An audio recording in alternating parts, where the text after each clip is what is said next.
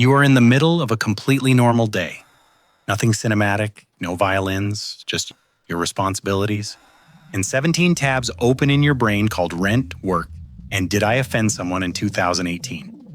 And then your phone buzzes. Mom, dad, a sibling, the family group chat, a message that says something insanely harmless like, how are you? And your nervous system reacts like you just got drafted. Not because you hate them, but because a simple family interaction somehow feels like an unpaid internship in emotional labor. You stare at the screen and think, I will reply in a minute. And then the minute becomes a day, the day becomes a week, the week becomes a season finale. Welcome back to SimplyChaos, the channel for people who love their family and still ghost them like it's a group project that they signed up for. Today we are talking about the ghosting generation, also known as why so many of us are not cutting our families off. We are just quietly fading out. Because here's the thing. We do not unsubscribe from our families. We mute them. We put our parents on silent. They're a slightly stressful app we can't delete. We react to a photo like that counts as presence. We send I'm good like a software update. Version 4.2, still alive, still tired, no further details at this time. And we tell ourselves we are staying in touch. But be honest, sometimes it feels less like love and more like maintenance. Keeping the relationship technically alive so you don't feel like a villain in your own autobiography. Gen Z is incredible at this. We can maintain a whole relationship with vibes. We can keep a friend alive with a meme. We can keep a situationship alive with one LOL. We can keep a family connection alive with a thumbs up. Yes, I am still your child. Please do not ask follow-up questions. And if you're watching this, not me, I call my mom every day. Congratulations. This video is not about you. Go be emotionally stable somewhere else. This is for the rest of us. The people who still have love, but feel their chest tighten when the phone rings. Now, before someone in the comments starts typing, well, actually, in all caps, let me say this clearly. If you are no contact for safety, survival, sanity, peace, respect, seriously, this is not a guilt trip back into harm. This is about the quieter thing, the slow fade, the passive estrangement, the version where nobody did one massive unforgivable thing, but the distance still grows anyway. Because adulthood happened and nobody taught us how to do family at this stage. So why are we doing this? Here is the core issue. It is not that we stopped loving our families. It is that we grew up, and growth creates a gap. Outside your home, you built a new version of yourself, new habits, new values, new identity, new vocabulary, therapy vocabulary, work vocabulary, boundaries vocabulary. You learned adult sentences like, I don't have the capacity for that. I'm setting a boundary. I'm protecting my peace. And then you go home and your family system loads an old save file. Same roles, same scripts, same expectations nobody wrote down, but everybody enforces. Suddenly you are not an adult with a complex inner life. You are your role. You are the responsible one, or the disappointing one, or the why are you like this one, or the you never call one, or the one who is too sensitive. And the wild part? It's automatic. You don't even choose it. Your voice changes, your posture changes, your confidence goes quiet.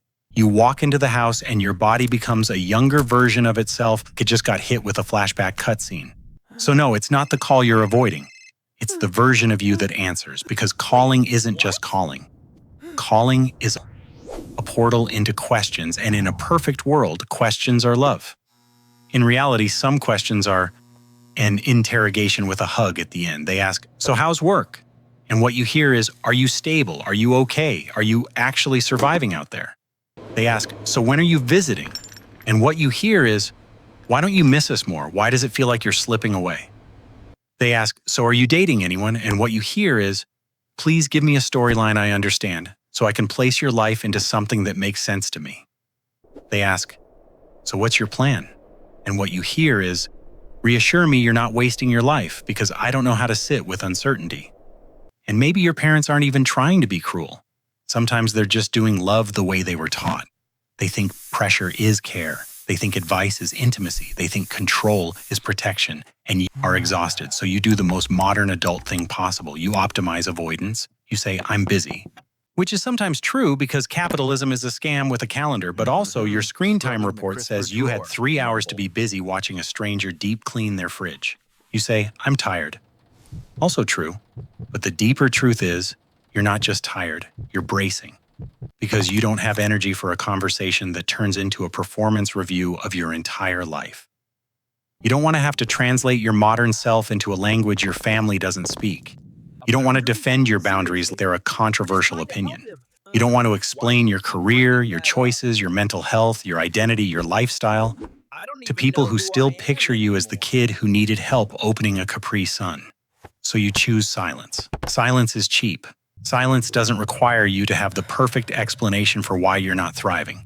Silence doesn't start a conversation you can't finish. Silence lets you stay in control. But here's the part nobody wants to admit. Silence is not neutral. Silence has interest. At first it feels like peace, then it becomes distance, then it becomes shame. Because the longer you go without talking, the heavier it gets. A 2-day delay becomes a 2-week delay. A 2-week delay becomes a 2-month delay. And then calling back stops feeling like connection. It feels like you're showing up late to something you already failed. So your brain does this cruel math. If I call now, I have to explain why I didn't call. If I don't call, I can pretend it's not real. So you don't call, which creates more distance, which creates more guilt, which makes the call even harder. It's a loop. Shame, avoidance, more shame. And the scariest part is how normal it becomes. You become someone who just doesn't really talk to their family. Not because you decided that, because you drifted there, falling asleep with your phone in your hand. And then one day something small happens. Not a tragedy, not a dramatic moment with rain and a monologue, just something tiny. A photo pops up in your memories. You hear their voice in the background of an old video. You remember a smell, a laugh, a phrase your dad always says. The way your mom says your name when she's trying to sound casual, but you can hear the worry. And your brain does a quiet audit. Not, do I love them? Not, were they perfect?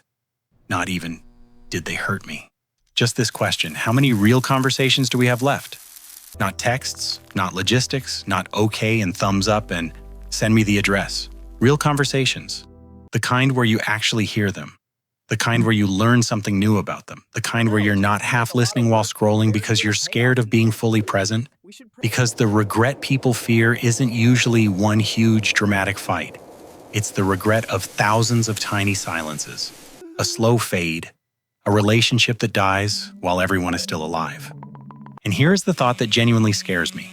One day they will stop calling. Not because they stopped loving you. Because they will assume you are happier without them. They will learn to stop reaching, to stop asking, to stop hoping. And you might tell yourself, wow, finally peace. Till you realize you didn't want peace. You wanted closeness without discomfort. You wanted love without conflict. You wanted a family relationship that felt safe without ever requiring you to say the hard adult truth. I'm different now, and I still want you in my life, but not in the old way. And yes, some families genuinely won't meet you there.